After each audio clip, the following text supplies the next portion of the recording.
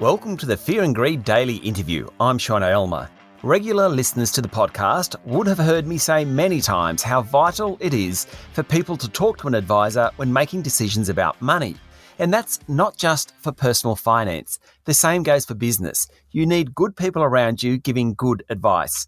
New research shows just how important those advisors have been during the pandemic, which businesses in Sydney will be experiencing firsthand right now. The research was commissioned by financial software company Intuit, makers of the cloud accounting software Quickbooks and supporters of Fear and Greed. Meagan Wood is the head of advisory strategy at Intuit and my guest this morning. Meagan, welcome to Fear and Greed. Thanks, Sean. Great to be here. Meagan, it almost seems counterintuitive that a cloud accounting software that allows businesses to manage their own finances is emphasising the need for professional support. Yeah, true. But when we look at Intuit's flagship product, so QuickBooks Online, it's an online accounting solution that's designed to help small and self-employed businesses have a clear understanding of how their business is going. But we know that very few of those business owners actually got into business to do their books. So it's generally that part of running a business that they dread. So it was no surprise to us that off the back of a very stressful 2020, our research showed small businesses needed support like never before. And it was actually their accounting advisor that they turned to for help to navigate them through a very tough time. In fact, we saw that nearly 60%, so 57% of small business leaders admitted that they would have struggled to keep going without the support of their financial advisor over the course of the pandemic. And then about 50% of them went on to say that using their advisor for emotional support during that time was really important, including looking to them for mental health support and even using them as a shoulder to cry on. But on a more positive note, we learned that about 2/3 of small businesses said they were able to retain their staff as a result of advice they received from their advisor. And 34% of leaders said they relied on their advisor to assist with their business strategy during 2020. So there's a couple of good reasons why small businesses look to their advisor beyond just their compliance requirements. Yeah, I'll come back to the mental health challenge in a moment, but it's that managing how they run their business, working capital, cash flow, revenue, expenses, that type of thing. Is that the financial help they were getting that helped them keep staff on? Yeah, absolutely. And it was also in relation to how they could tap into some of the government initiatives that were on offer. Of course. So we found that they were going to their advisor for guidance on what do I actually qualify for and where do I go to get help. It's interesting. I mean, I had an experience in a business I run. We got our advisor, who was our accountant, to help us with that, and we paid a fee, which in hindsight was extremely cheap because it just enabled us to get access to what the government was providing very, very simply too. Like we didn't do much work at all. We paid a few $100s, in fact, and that's it. Yeah. But we got access to those subsidies. Yeah, absolutely. And that's what I've heard from many bookkeepers and accountants that I spoke to, that they were able to unlock a lot of benefit for small businesses that they didn't actually even know that they were entitled to. Yeah. Now, you talked about the emotional help that advisors provide as well. You kind of end up speaking to your advisor a lot. And so you often become friends or pseudo friends, I suppose. And so just having someone to explain how you're feeling emotionally about business when times are tough, that's actually pretty hard on the advisors, to be honest, because that's not what they're trained at. Yeah, it's not. And it was interesting that came out of the research, that it wasn't just compliance requirements or help, through the pandemic regarding the business. So definitely guiding on cash flow and how to stay afloat. But exactly what you're saying there, Sean, that many of them said that they were relying on their advisor for emotional support, for them to be able to frankly talk about how their business is going and whether they were going to survive the pandemic and get through.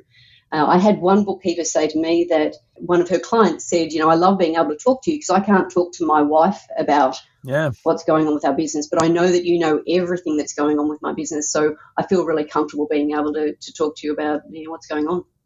Now, according to your data, during the pandemic, advisors were able to help small businesses to make or save, I think the number was $45 billion. Is that right?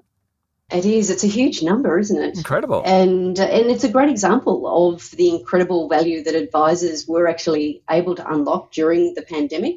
So once the government stimulus packages were announced, so the JobKeeper and Cash Flow Boost, for example, small businesses relied really heavily on their accounting advisor. And like we were saying, Our data said that more than half of small business leaders said that they increased their reliance on their advisor to help manage the impact of the pandemic.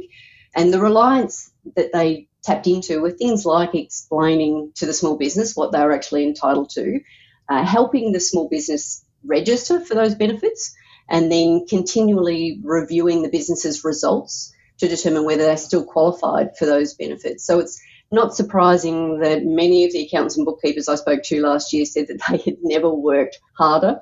And it was that hard work that paid off with those small businesses being able to make or save $45.3 billion through access to those grants, investment guidance they got, as well as other advice they got. So it's a huge impact. Yeah, absolutely. And I suppose they're getting busy again now. I mean, they would have been busy in Victoria last month because of lockdowns, but certainly in Sydney and Greater Sydney at the moment because of lockdown. So we'll probably do it all over again. Yeah, that's the reality, isn't it? That we're not out of the woods yet. We've seen the government announce a number of small business grants to help businesses impacted by the current lockdown.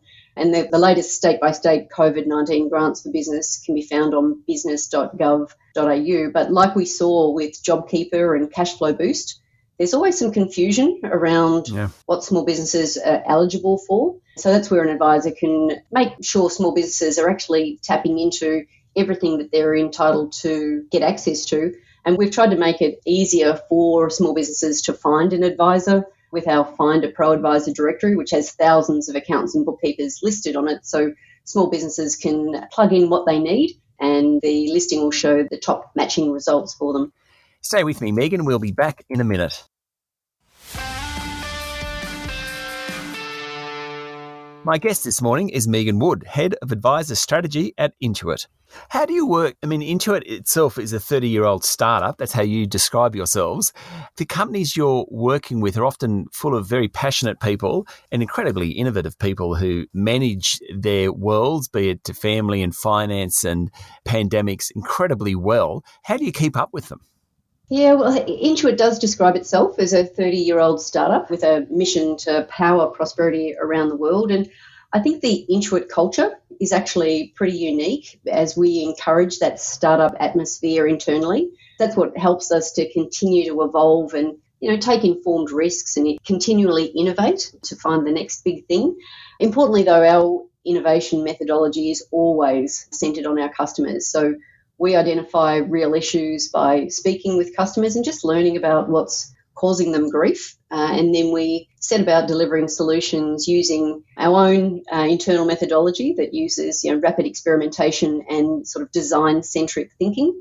So we're always constantly looking to innovate to provide our customers with faster and smarter ways to run their businesses. Sort of following along that line of thought, you've been making accounting software for a long time. How much has it changed over the last, 20 or 30 years? Yeah, it's changed a lot. And 30 years is a long time. But in true startup form, Intuit began because an issue was identified. And that issue was Intuit's founder, Scott Cook, watching his wife try to balance their household checkbook at the kitchen table, which I'm sure many of us have experienced over the time. So, Scott set off to the garage and created a desktop solution known as Quicken. From there, a small business version, so Quickbooks, was developed. And then in about 2001, so we're looking at about 20 years ago, Intuit led the industry by launching an online version, so Quickbooks Online. Yeah. And the benefits that have come from operating online are remarkable. So today, for example, small businesses can link their bank accounts to their books, so their business transactions automatically appear in their software and get allocated to the appropriate income or expense category automatically. They can raise quotes and invoices on the go on their phones. They can automatically track kilometres that they've travelled for work to charge or to claim back. And they can even invite, their accounting advisor into their books. So both the small business and the advisor are working on the same numbers at the same time. So the best bit of all of that, I suppose, apart from the 5 million small businesses using QuickBooks Online globally today, is that small businesses can now have a current view of how their business is going, so they can make informed decisions whenever they need to. Yeah, I mean, accounting software is quite incredible, and I have used QuickBooks, and it's amazing how little work you have to do to come up with a bottom line. Excellent. That's the plan. Well, it's true. But so what's next then? So, look, there's a lot on the drawing board. There always is. And the greatest aspect, I suppose, of developing software is that it's never complete. So we're always looking to our customers to learn, what it is that's causing them grief and what we can do to innovate and make it better. So today for advisors, for example, we're currently working on streamlining the tax preparation and lodgement process with Quickbooks Tax, powered by our partner Lodgit. This particular tool helps advisors to manage the complex compliance needs of their clients. So we're improving their workflow by taking the data that's in QuickBooks Online, as well as other accounting tools, and pre-filling it into the small business's BAS or income tax return in QuickBooks Tax. So that saves the advisor some rekeying. But we're also speeding up the approval process by enabling advisors to send out documents to get signed by their clients electronically, which again just means they can get through work faster. And on the small business side, we're working on further enhancing the cash flow planning tool that we have that enables them to see, based on their past income and expenditure habits, what the next 18 months will look like for them. So that just gives them, a stronger position to know how their business is performing and, how they can tweak things to get their business to where they want it to be. And the bottom line to all this data and information is power when you're running a business. Absolutely. So being informed, and for some people it may even be providing that peace of mind that certainly in sort of the lockdown situation at the moment, that if they're able to forecast their cash flow, it may give them some comfort that they're going to be okay, or it may even, I suppose in the worst case scenario, identify that they might need to change some things so that they can get through a tough time at the moment. Meagan, thank you very much for talking to Fear and Greed. I think it's been my pleasure. That was Meagan Wood, Head of Advisor Strategy at Intuit. This is the Fear and Greed Daily Interview. Join me every morning for the full Fear and Greed podcast with all the business news you need to know. I'm Aylmer. Enjoy your day.